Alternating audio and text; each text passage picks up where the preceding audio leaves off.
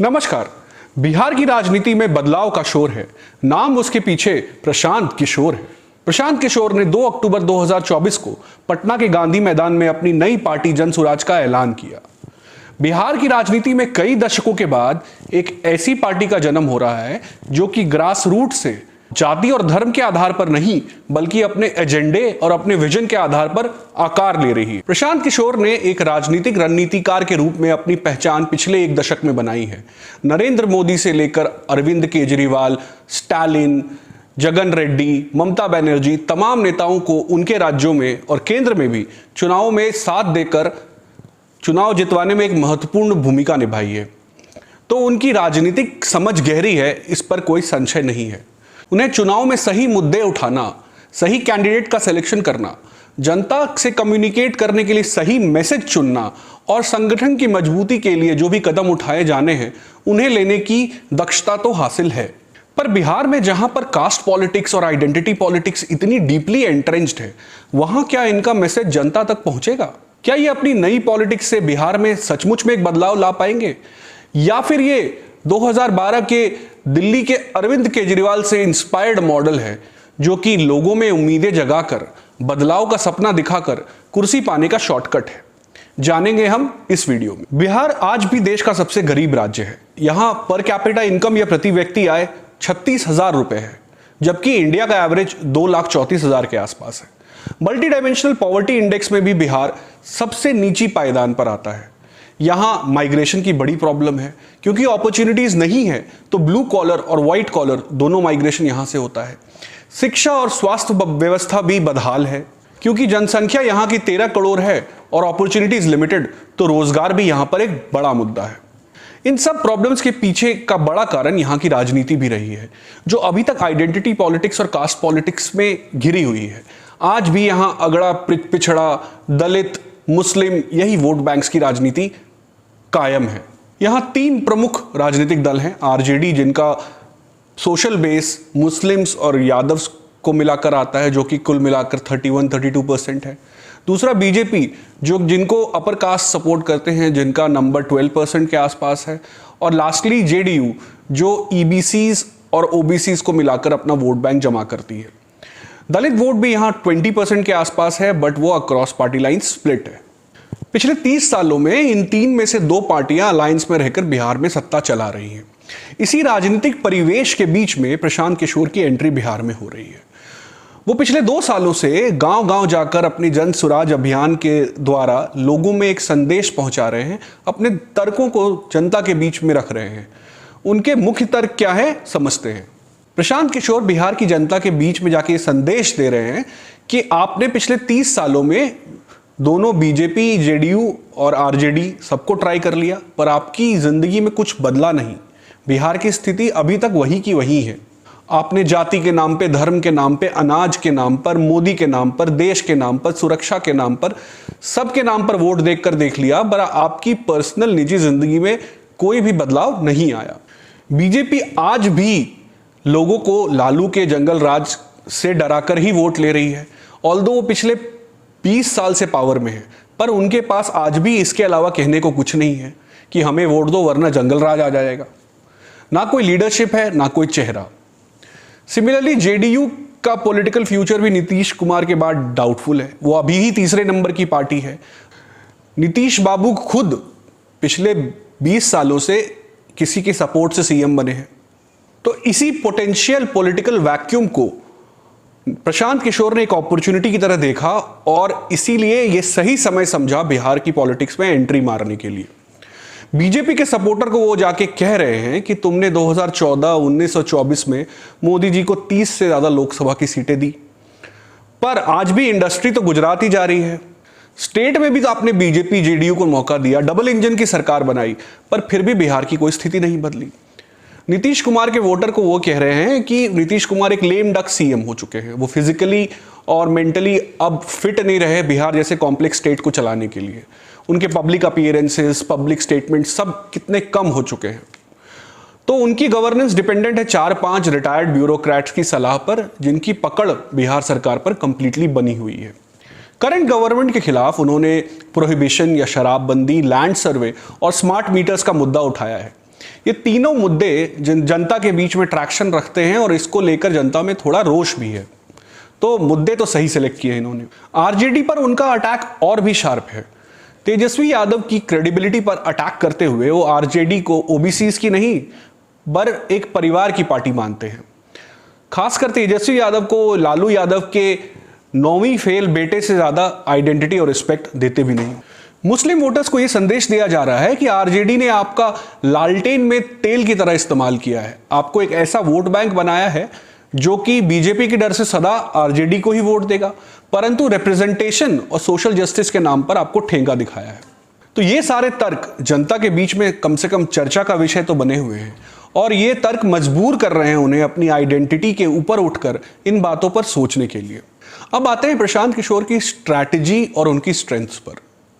अब इस बात में कोई शक तो नहीं है कि उनकी राजनीतिक समझ गहरी है और मैसेज देने का तरीका इंपैक्टफुल है।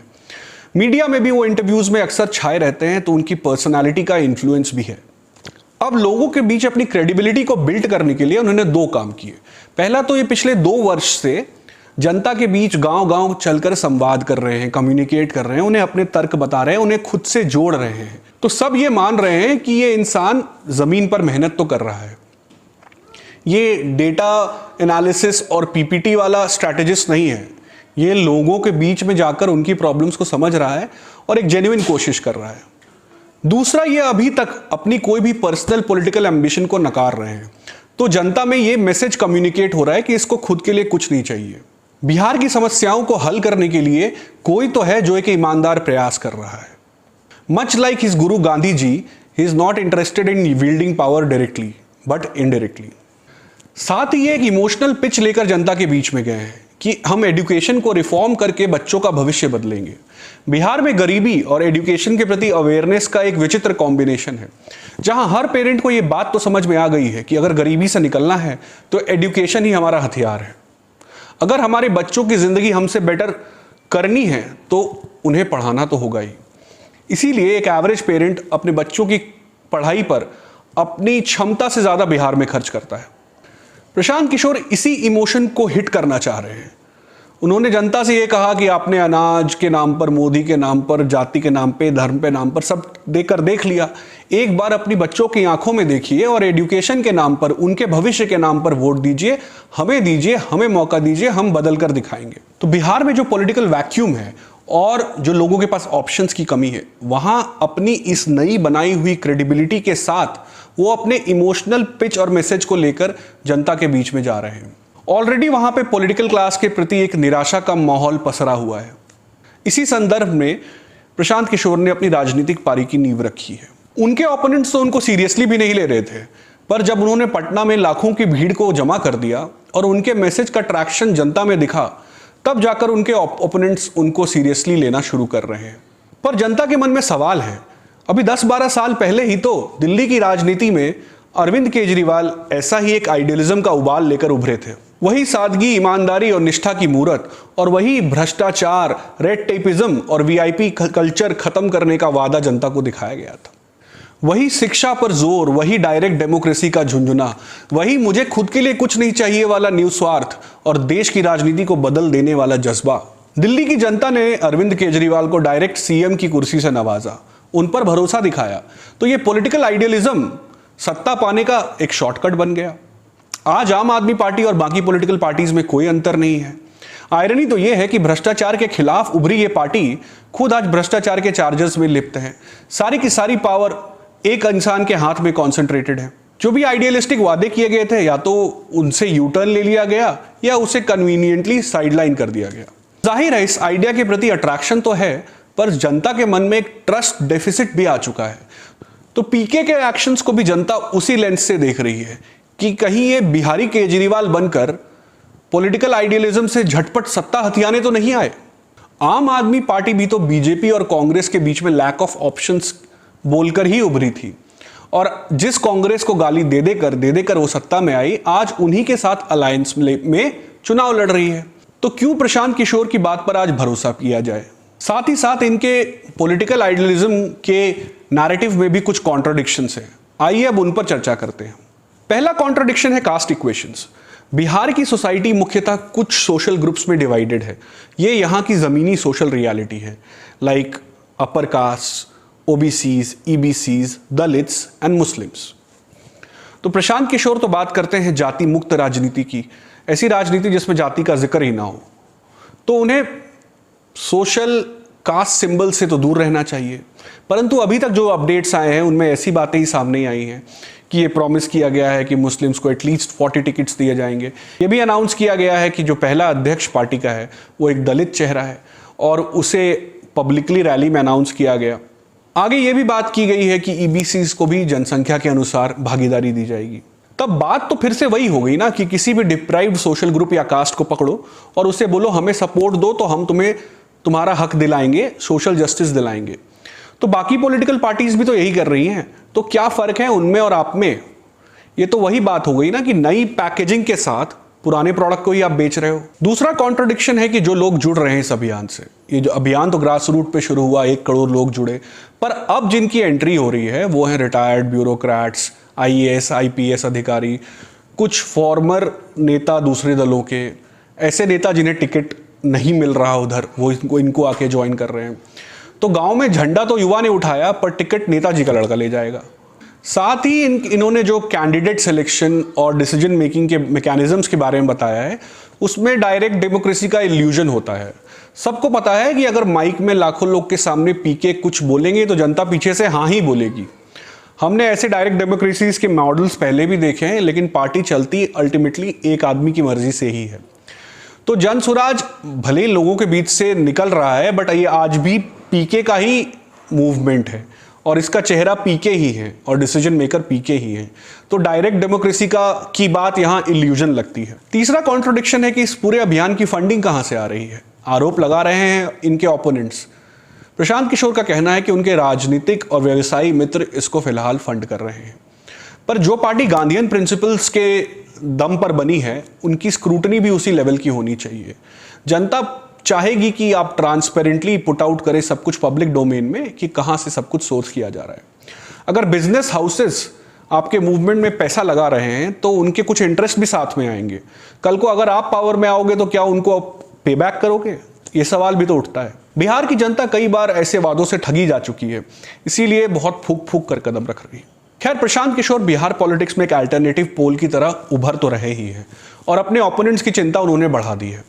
बीजेपी मजबूर दिखती है क्योंकि सेंटर में सरकार चलाने के लिए उन्हें जेडीयू के 12 एमपीओं की जरूरत है, तो यहां वो जूनियर पार्टनर का ही रोल प्ले करेगी।